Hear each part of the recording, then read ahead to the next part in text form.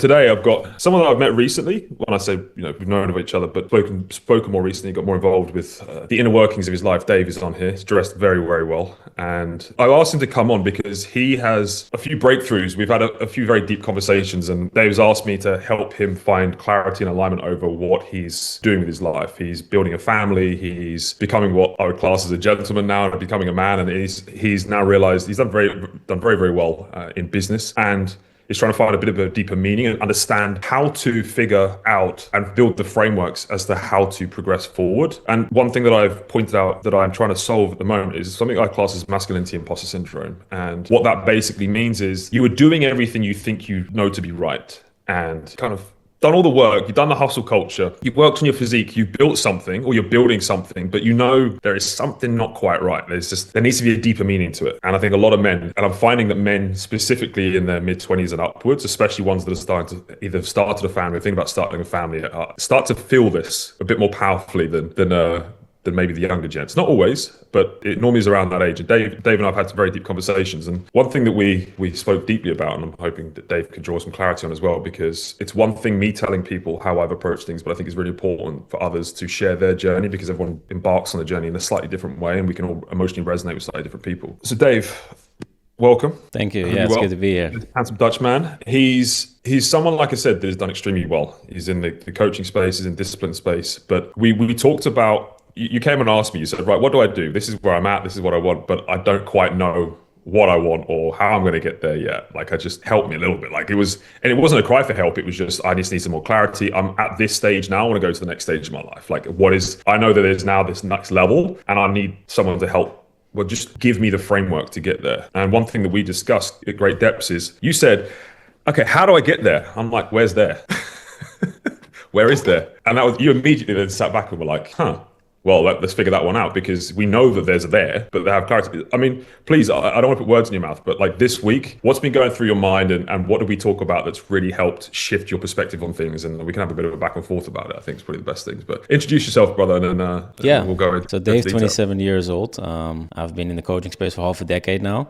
And when I met Elliot, it was like everything was going well, right? I got a baby upcoming, making good money, showing up every single day. But the happiness lacked. It was like, okay, I've now reached what I wanted, but I don't feel good. So I asked Elliot, what do I do, right? And he's like, well, talk to me about what you do for your clients. Are you actually giving them value? And I was like, no, actually not. I just do it for the money.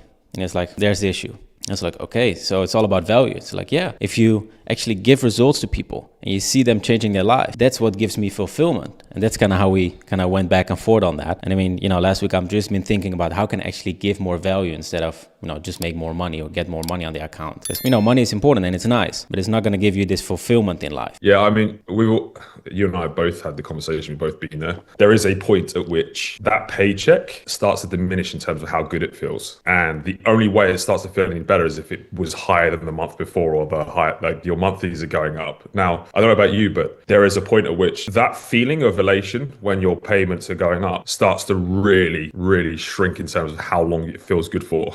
Okay, you do 5K a month, you feel on top of the world. You do 10K a month, you feel on top of the world for a little bit shorter period. You do 15K a month, you have a day of feeling great. And then you do 13K a month and the world is over, because your value is completely anchored on that. And I've realized this, and actually talking to Dave, he's a very insightful chap. And when we spoke, it actually helped me verbalize some things that became very clear to me. And so Dave has obviously got a child on the way, which congrats on that as well. It's a huge, for anyone that hasn't had that yet, you won't realize just how much of an impact that has on your psyche as a man, when you realize that you're really gonna have to step the fuck up at some point and there is no hiding anymore. It's all of a sudden you have just become completely naked and there is nothing left to hide, because you are going to be exposed for anything if there's any vulnerabilities. And especially for guys that put a lot of pressure on themselves, knowing that child, your wife or your partner is going to be reliant on you fully. There's no escape. There's no running off to Bali and hiding or this, that, and the other. It's, this is me. This is who I'm going to be. And this is good. I now need to be a better role model for this individual and my family, which is a very empowering point in your life, very empowering point in your life. And I said to Dave, I said, when you do things for your family, and everyone should think about this. I think maybe people will be a bit sociopaths if they don't agree with this, but when you have, if you've got a decent relationship with your parents or brothers and sisters, or even close friends, and you do something nice for them, let's say you take them out for dinner, or you give them a present, or you spend time with them, and they are like unbelievably grateful, but you didn't get anything in return. Nothing feels better than that. Nothing. Now, if we break that back, like for me, for example, with my kids now, I love my home. I love my house and I love what we've built. But I am so much happier having done it when I see my kids and my wife in that home and I see them enjoying what we have built together, and the value that I provided for the family is infinitely higher than had I just been living in a penthouse bachelor pad on my own. Cool, that would feel great. Don't get me wrong. But wow, when you're doing it for others, there is no deeper feeling of fulfillment as a man as providing. For us, and I say this, I actually say this as men, I know there's a few women here, but for men as well, we are built to be providers. And when we give value through providing, I'm telling you, there is no deeper anchor of happiness that you will ever feel, ever. Doesn't matter how much money you earn. And if you then extrapolate that out to the businesses that you have and the people that you engage with in life, if you help others, at its core, we are social creatures, and the fucking red pill culture has stripped us of any ideology that we should be giving value to one another, when in fact that is the exact way we feel fulfillment. It's we give value to ourselves first and foremost. We have to make sure we're okay, and then we go out and build an empire for our family, and then we build a big enough empire, if we're lucky enough, to house others around us. And that's what we do as men, and that's how we feel fulfillment. And you can do that through the business that you provide as well, by giving value first and foremost as the main function of the company, and make money off the back of it. I'm not sitting here saying, like David and I spoke about this, I said, bro, get rich, get very rich, but get rich helping as many people as you can. And I mean, so from your perspective then, how did you go away and what have you been thinking of? What frameworks have you been putting into place? Because I think these things would be helpful, because a lot of people get overwhelmed. They're like, yeah, that makes a lot of sense. But then I know you went away and had a deep think about it. Like what was going through your mind after that point, and how did you start structuring what you were going to do, and how you figured out what was going to make you happy, fulfilling people with? Yeah, the first question I ask myself is, how can I give the most value, right? So what's my gift? What am I gifted at? Instead of following just the money or following just what other people see working. So I try to copy other people too, right? Oh, I see this guy making money with this offer. Let me try that. Oh, I see that guy now making money with that offer. Let me try that. Instead of reflecting on myself and seeing what am I actually good at. And the next thing as well is, you talked about value. Like, obviously everything revolves around value. So the more value you give, the more you're going to be worth. I had a cap in my specific offer at like maybe a couple of grand, but now the cap is unlimited. I was actually listening to Alex Hormozi, 100 Million Offers, this amazing audiobook, something to just get back on. And it's like, when the value is there, there's no cap to the price. You can ask as much. Like, I know people, obviously we talked about Tony Robbins. I mean, he's asking 1 million, maybe even millions a year to work with him. So when you go ahead and just focus on value, there will be no cap. Then when it comes to the happiness that's involved from the value you give, that should be your Northern Star instead of the money. And then indirectly the money comes in. So it's just like, this kind of weird loophole where you stop thinking about the money, but then more money comes in because, you get referrals. Through those referrals, you get more money. And it's just like this nice cycle of getting more fulfillment and then, getting more money in the door as well. Mate, how many people in here, like, I know there's not many people on camera because it's a bit early for them, but how many people in here have been on nights out and they're like, right, I'm gonna find myself a girl tonight. Like they're going through a period of their life where they're gonna find themselves a woman. I say this because men will understand what I'm saying. And the harder you push to find someone, the more sparse and rare those individuals become. Like, the more desperate you are trying to chase something specific, rather than trying to become the person deserving of that thing, the less likely you are going to get it. And the same with business. If you want to build a business that makes money, you don't go and target the money. Don't go, right, today I'm going to figure out how to get as much money in my bank account as possible. Instead, the frame should be, I'm going to go and provide as much value as humanly possible that someone would pay for, and then reap the rewards from that. And Dave and I spoke a lot about this. It's frames in life. And what I've realized is that depending on where you're brought up, what parents you have specifically, and then the environment that you grow up around, we tend to be indoctrinated with specific frameworks for approaching situation, okay? And what that means is that your decision-making process that you go through when you're approached with things in life, will be different depending on the environment you've been brought up in. And this, for example, just comes down to frames. So where you speak to a lot of people that go to business and they would say, right, we're just going to do the best offer, this, that, and the other that's going to ultimately build your company as much as possible. And I said today, I was like, well, the frame should be based on the people you've helped in the past, which people that you helped and how and which way you helped them made you feel the best, and then go from there. You're like, well, actually, I really loved it when I helped people make a bit more money and I saw them, it changed their life. I'm like, well, that's your ICP then. So your business, if you can, should be built around predicating help to those individuals like that benefit from you helping them in that way, and then scale the business that way. That's just the frame. That's all that is a different way of approaching how to build your business. It's just a framework. The same way I say, well, rather than just try and make money to feel happy, why don't we give fulfillment to others in order to feel happy? That's just a different frame. And we spoke a lot about this clarity, right? Like, speak to me on clarity and how that's helped you, because I know I asked you some kind of tough questions as well. Yeah, clarity is everything. And talking about those frames, it's really important. Like, when I took these calls with Elliot, it wasn't like coaching. It was like, this is what you do now. He was just talking about his frames, and I just took over some of his frames because he was challenging my frame. And this idea of frameworks was also really important. Just having somebody challenge you, making sure you get challenged by other people so you change yourself as a man, right? But yet, clarity is everything, because I was trying to focus on anybody and everybody. I was just like, everybody needs discipline, right? Just okay, let me just focus on everybody. But then you don't resonate. Like, people don't resonate with you because you're talking about everything under the sun. And now I'm just going to focus on my ICP, like the 20% that gave me the most money and the best results. So this was a big thing as well. And, I was watching one of Elliot's videos online. He said, like, when you have a meeting or when you have a podcast, you have a goal on this podcast or this meeting, right? We're going to set these KPIs. We're going to set this goal in this podcast. And whenever you're doing business for a long time, it can get very complicated. It's just like, you can confuse yourself because you're in the business, right? So what Elliot did, he kind of went over my head and was like, look, you just keep it simple. Just focus on the best 20% and get them to this result. And the result in this case is going to be, just for everybody here, I'm going to help coaches to make more money, because that's literally what I'm best at. Instead of focusing on, discipline and helping people with discipline, like, it's even hard to actually monetize, because how much are you going to make from discipline? People don't see the direct results in it. But if I tell you, hey, I'm going to help you to make 3K a month, 10K a month, like, oh yeah, sure, I'll happily pay 5K for that, or 10K. So yeah, clarity is absolutely everything. And sometimes it just takes a bit of time to get back to the drawing board and just kind of think about, what am I actually working on? Where am I going to? Beforehand I was just in the midst of the business, sending new messages, new content, new videos. No, let's get back a little bit. What am I actually focusing on? And then Elliot was amazing at asking me these hard questions, right? Like, when am I the happiest? Or what's my gift? I already said that. Or what do I actually believe in? Like, these questions, they really help me out to think, and then, okay, this is where I'm going to head at. That's the most powerful thing. I think, as something that I really try my absolute best to do, is not apply a bias to people in terms of, I think you should do. I have plenty of opinions on what I think everyone should be doing. What is most important is that you all have a frame that enables you to be the best version of you, not the best version of what I think you should be. And this is the problem. Like, we open up Instagram now, and I could probably literally load my phone up right now if I was to actually use Instagram. And don't do this. Don't do this. Do this. This is the way to do that. And then what we tend to do as human beings is we reverse engineer what appears to be working, right? And there's not a problem with that. But we tend to look at people that we are inspired by, and we go, okay, they're telling me to do this, or they've did this, so let me copy this, without really understanding. And that's okay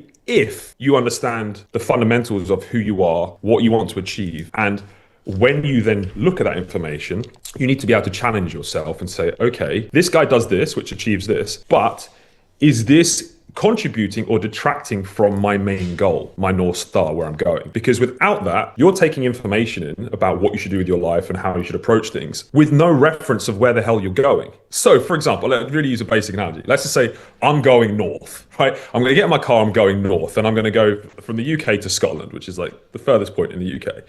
Cool. Now, if I get in the car and I start driving south because I got told by a friend there's a really nice place in France, I go, cool, that sounds great, but I'm trying to go north. That's probably not a good way to go, because yes, although this sounds great down here and there's this thing in Paris going on this weekend, I'm going in the completely opposite direction from my destination. So actually, brother, I'll skip that one. I'm going to carry on in my direction going north. Versus another friend that said, oh, why don't you stop off in Birmingham on the way up and we'll meet up here and do that. Great. That's actually on my way, because I know where I'm going. I can actually I know it sounds a very basic analogy, but something Dave and I spoke about is people overcomplicate life massively. And just having a frame of, is this going on the direction I want to be going? And then if you don't know, and this is the biggest thing, most of you in here from experience don't know where that is yet. You had a rough idea of where it was, but I'd said just go away and think about it. Like, you don't need to do it today or tomorrow, next week. But until you understand where you're going, there is absolutely no point getting in the car and driving, because the chances of you going in the wrong direction and ever figuring that out is a problem. And this is a little bit like a conspiracy theory, but I do believe that school, society, and life does prevent us from really asking ourselves what truly fulfills us, because they need us to conform to a certain way of being and a certain ideology of what we think we need to be. So we live in the capitalist society right now where we need to fuel the economy, which means, we have to buy things, we have to take finance out, we have to keep the banking system going. And I understand that from a monetary perspective. So they have helped us frame that going to work and paying taxes and providing financial value to society is the best thing. Now, while I understand that, they never get you to ask, okay, am I feeling the best I can feel deeply? And is this the way I should be going? Because the minute you do that, you'll find a lot of people don't actually want to push as hard, or they don't have motivation to go and just earn monetary value. So why is a very dangerous question for people that are trying to control a massive populace of people. If everyone thinks a similar way and it's very predictable and they're producing an output that is beneficial to the big system, then that would make sense, right? So what I'm challenging people to do is just ask why. And as I did with Dave, I said, I'm not going to tell you what to do. I'm just going to challenge you on, okay, when are you happiest? What is the thing you actually truly enjoy? Like how do we build more of that? So very few of us ever ask or ever think back to our businesses and think, when was the best time? When are we unhappy? What is it that we really want from life? Who do I want to be known for? What's my legacy? And then the problem is, the more distracted we get by jumping in the car and driving, the less time and bandwidth we ever give to figuring that destination out, which is a real shame, because it's so easy to start asking the question, what's the goal of this? Where am I going? And we all do it. So we all go to the gym and we all have an idea. Like Maya's in here, he's in great shape at the moment, but he's like, okay, well, I want to have abs. Because he like, they'll send me a photo and be like, right, I want this, I want a bit more muscle here and this. Okay, cool. We need this training and this diet and da. Everyone gets that. The minute you start applying it to your life and your business, that seems to go out the window. It just goes back to, how much money am I earning? Well, that's like the same as saying, well, I'm going to gain some weight. Well, yeah, what kind of weight? In what way? Like, what do you want the physique to do? And the minute you start doing that, God, it feels good. It's like this huge weight and this fuzz and fog that is in front of you just starts to lift. So how have you started feeling, mate, since you've got a little bit more clarity? And I know you're literally just on the first kind of steps with this and starting to put, because I know we spoke about this, you've got the why, but now it's the how, because that's the other thing now as well, is I think we should discuss that, because a lot of people in here are going to go, oh great, let me figure that out, and they're like, how the hell that's the next step. So what process are you going through? Because you're a very intelligent guy, and I know you're analytical, and this is why also you have frames for everything, and you make notes of everything. So how are you approaching this? Yeah, basically from the scope of, and this is again very simple, because the truth is usually simple, and you'll be surprised at how simple it is. Just getting back to the scope of being the best version of yourself. Just waking up, in my case, early, just doing the things I need to do, and then just working on what I need to do. And then once again, the main thing is just self-development. I started self-development back in 2017, something like 10 years ago. And when I started, I was like super excited about it. Everything is new. And then it kind of faded away a little bit. Then it became like a numbers game, it's like business, okay, woman, and then just kind of the excitement goes away. And then since I've been kind of going back and forth with you, I just gotten back to that excitement again. Just a simple thing. I was watching the one of the pillars that you had, and you were talking about a morning routine. And I kind of forgot about the idea of a morning routine, right? So now I wake up and I start doing this 30-minute walk. Something very simple, right? Just go out to 30 minutes actually, and just listen to an audiobook. And it just lights me up again, just being on this journey and just focusing on self-development. Because if I want to give value to others and I want to give value to my family or my clients, I just need that to be at my best. So that's my main focus right now. Just how can I be at my best? And this is a limited question, because you can always improve. You can always, improve your mind, improve your body, improve your finances, improve your socializing skills, improve everything, right? So it has been exciting again. It's good to be on the journey again, just opening myself up to new possibilities. And it's good to have like frameworks that, Elliot, who's a bit wiser and older than me, and just take them over. Not everything, because, we're not always exactly the same, but just taking on as much as I can that it's going to give value to myself, my clients, my family. So it's been good, man. I want to thank you. Well, no, but thank you. And selfishly, just so everybody knows, when I help individuals like yourself and I help others figure this stuff out. And I see, especially as someone that's going to be a new father and is going to be building something for their family, fuck me, it fills me up. Like, there is something so viscerally powerful for me when I'm like, okay, hopefully I help that guy with his family and be a happier man for it. And then also help others do the same. And as a byproduct of me helping you, you're a coach and you're a leader in your own right. I'm hoping that through the frameworks I can give you, you can help others with those frameworks. And just, we need to help each other. And this whole ideology of people helping one another is going to keep them broke is the biggest load of shit I've ever heard in my entire life. Us helping one another, pushing each other up. Like, I've got a few guys on my, like a couple of guys on my team here that I can say, like, as a team together, pushing hard, helping one another, helping those that you run into, even your competitors, not only will you do biblically better, but you will feel so much better as well. There is something about putting your head on a pillow at night, knowing that you were the best individual you could be that day and you've helped a lot of people. And then when you start making money from that, it's like the game's completed. And then what you're going to do is you're going to start saying, how do I scale this feeling? And that's where you take someone like Tony Robbins. He's now fed like 1 billion people or something. Now for him, you can see when he's in an interview, that lights him up much more. And this is where I started thinking about it, because I was watching interviews of him and I could see his demeanor change when he started talking about things that actually lit him up. And it was always where he was doing more selfless acts, even though the guy's a billionaire. And I think you should be. Like, I think if you can, make as much money as you can. But how good would it feel to put your head on a pillow that night and be like, I've fed 200,000 people today. Like, I've improved 5 people's financial situation. I've actually, I met a stranger today and I helped them as best as I could. Carry the fucking bags. Like, do whatever you can. And literally start thinking outside of yourself. And I guarantee you'll be rewarded with abundance in how you feel, how you act. The energy that will come back, regardless of what you believe in, will be so profound, you will never want to stop doing that. And it's so sad that society seems to have pulled us away from that. And I'm guilty of it. I was the guy. And Nicola on this call, he's challenged me a few times with this, especially through my 20s. He's like, well, you're doing this for this and this person. When was the last time you gave something to your mum? Like, when was the last time you actually lifted half the people that care about you the most? So where's the time you gave that? Yeah, okay. That's where you have the fulfillment. That's where you will really find deeper meaning. And that's where the masculinity imposter syndrome disappears. And you don't need to be a multi-gazillionaire. It's not about that. It's about the value you're giving out and how you feel as an individual. That's truly what I'm trying to push. So Dave, I'm very excited to see your journey, brother. And I really, I'm very inspired by what you're doing and the fact that you're approaching this extremely maturely. Like, very few people actually open themselves up to changing because they have this very fixed ideology of who they are. But as I said, doing this at the right time for your new family and being a good role model that you can feel truly proud of, that's the key. And then put that out to as many people as you possibly can. But on that note, Dave, thank you so much for your time, brother. I appreciate it. And I hope other people have found some decent value from it. Hope everyone has a beautiful Monday and every day's a good day.